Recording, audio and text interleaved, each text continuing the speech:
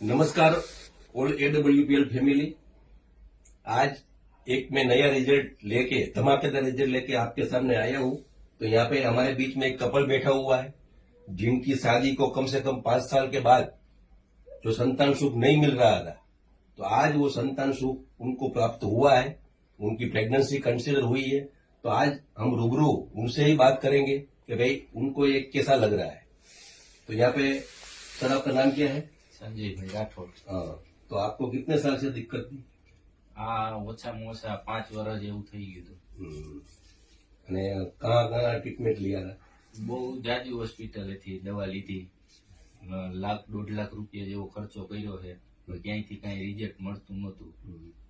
પછી આ પ્રોડક્ટ લીધી તમારી બાજુ। बराबर, तो प्रोडक्ट का नाम तो मैं आप ही सकशो? देखिए, ये थंडर ब्लास्ट है जो संजय सर ने खुद ने यूज किया है। और यहाँ पे क्लोरोडोक, साथ में गाइनोडोक, वुमन वेलनेस और फेनोग्रिक, ये प्रोडक्ट उनकी वाइफ ने यूज किया और सिर्फ 3 महीने में इतना जबरदस्त शानदार रिजल्ट मिला है। तो यहाँ पे आप ये फाइल भी देख सकते हो और इसका फोटो भी मैं प्रैक्टिकल रूप में दे दूंगा। उनकी प्रेगनेंसी आज कंसीडर हो चुकी है, तो बहुत खुशी की बात है।